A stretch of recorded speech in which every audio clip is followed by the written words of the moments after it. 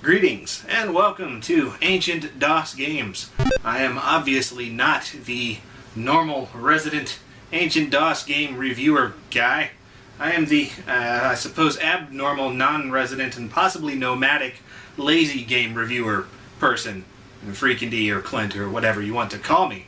And I am here because both Chris and I are taking a look at edutainment games this month, starting with Animal Quest. Because, why not, man? I'm gonna move this way.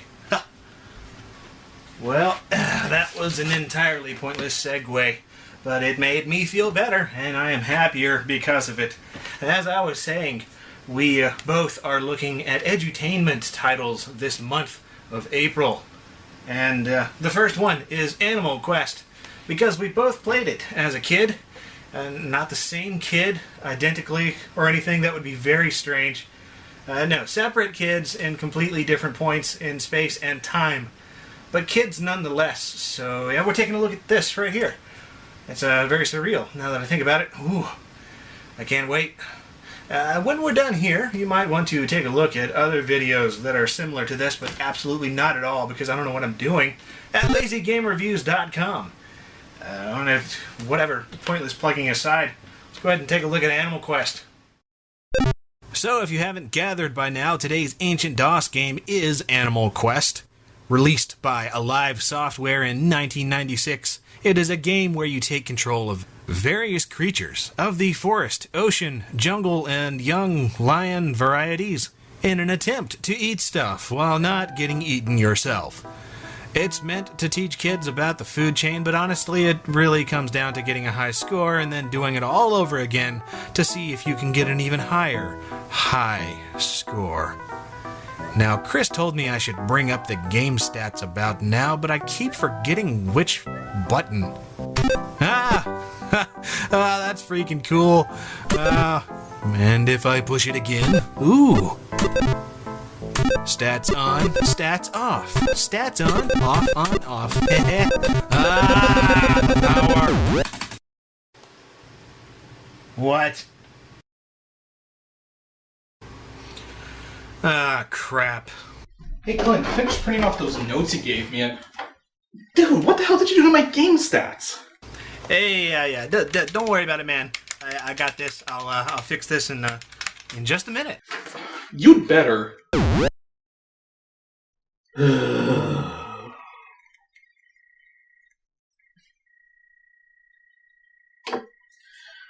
4 hours to find a plus sign, which needed to be a minus sign. Let's just move on. So today's Ancient DOS game is Animal Quest, and wait a minute, we're already past that part, aren't we? Right, game stats. Animal Quest was released by Alive Software in 1991, despite anything you may have heard to the contrary. Apparently, a lot of websites have gotten this completely wrong and only list the release date of version 4.0, which was in 1996. Incidentally, I happen to be playing version 4.01, which was released in 2003 simply to get rid of all the outdated ordering info, since from that point onwards the only way to get the game was either through the AliveSoft website or finding a copy on a place like eBay. It's ultimately a one-player board game, and its video and audio support depends on which version you're playing. Since the vast majority of people who have this game are going to be playing one of the later versions, those versions only support EGA 640x350 16-color graphics, PC speaker and Sound Blaster sound effects, and ad-lib music. Earlier versions supported a huge array of sound and music cards, as well as SVGA 800x600 16-color graphics. Since I have an earlier shareware copy of this game, I'll make sure to show you guys what that mode's like later in the episode. As for its current release date, just a couple or so years ago it was still shareware and still available on the AliveSoft website. However, the AliveSoft website hasn't been updated since 2010, they haven't returned my emails, and apparently only one game is available from them anymore, and the rest only have links to the demo versions. So, for all intents and purposes, this game can only be considered commercial software now, and the only way to get a copy is to luck into one from eBay or Amazon or somewhere. And I'm not gonna lie, this is a hard game to find from those places, and I wasn't even able to gauge a price ahead of time for this review. Thankfully, the shareware version is still easy to find online and contains the entire Forest Animals module, so at least there's that. When you first boot the game, you get to choose which module you want to play. All the modules play virtually the same way, just with different animals and different graphics overall. Once you choose a module, you then have to choose which animal you want to play as. They're ranked into 3 categories, easy, medium, and difficult, though these categories are just rough approximations based on how high up the food chain the animal is, as some of the animals in easy and medium may actually be harder to play as than some of the animals in medium or difficult. And this is because of the way the game mechanics work. More on that later. Once you get into the game, it becomes blatantly obvious this is a move-based affair. You take a move, everything else takes a move, rinse, lather, repeat. You start on screen number 1 with no predators to worry about, and after eating as much stuff as you can, you move past the right boundary of the screen to go to the next one. Screens 2 through 11 play the exact same way, but with predators added in looking to eat you. And if you get eaten, you simply lose 20 points and get put in a random nearby spot.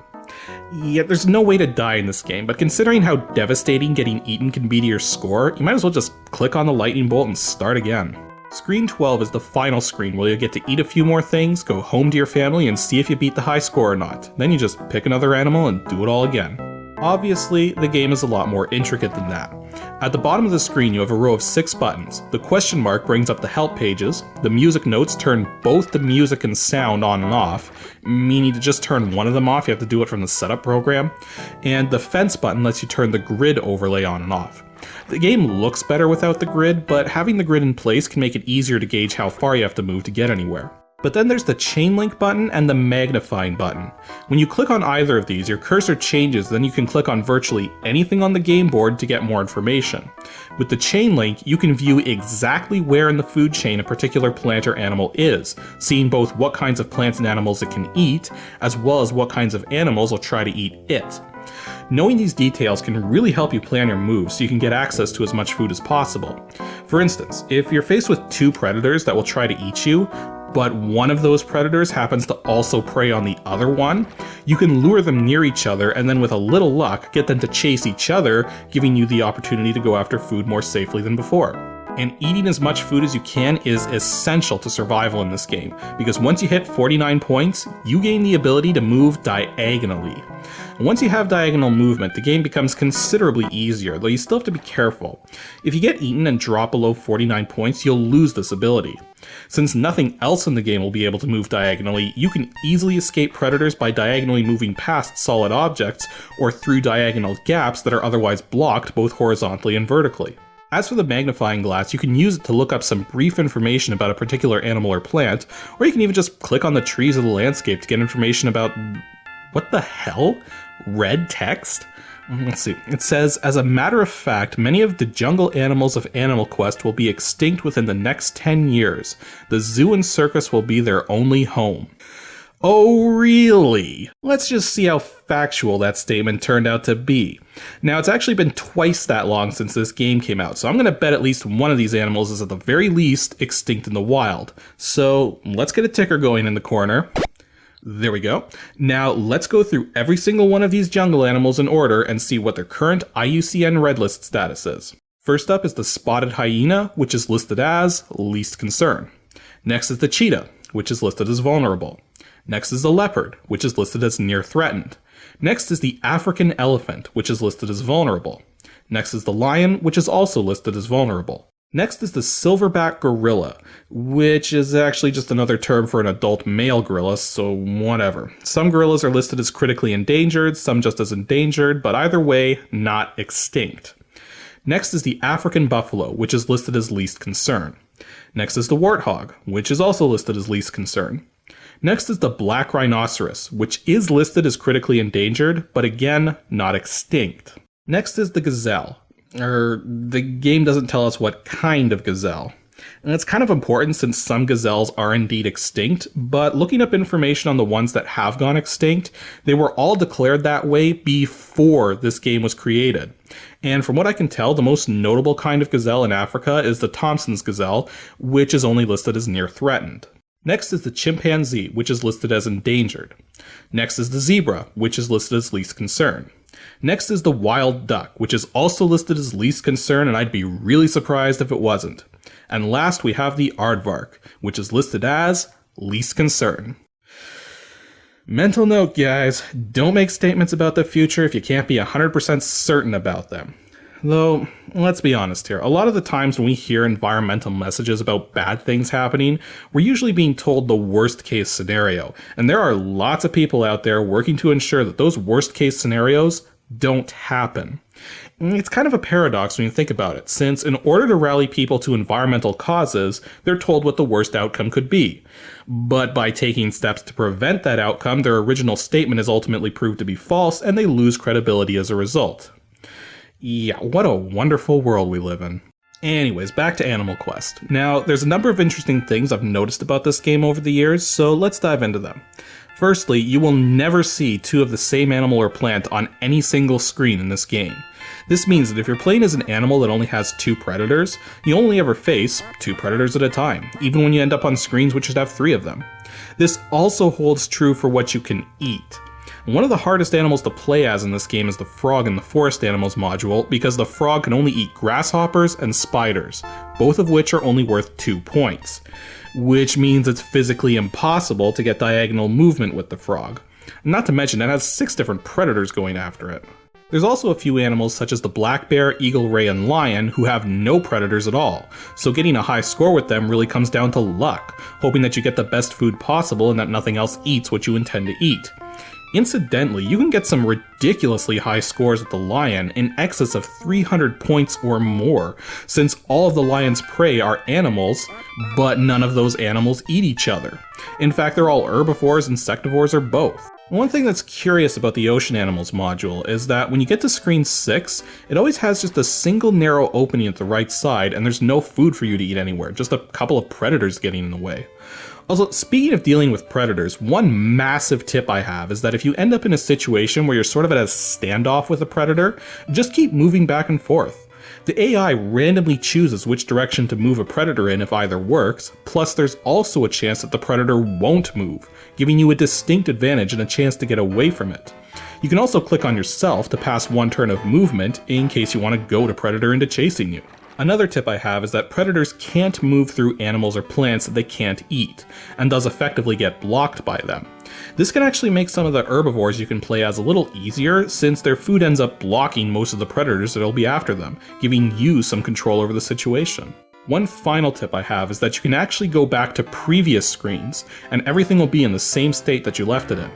This gives you a distinct advantage because if you enter a new screen at one point and it looks like it would have been more advantageous to enter from a different point, you can just go back, go down to that point, and move to the next screen from there with no consequences.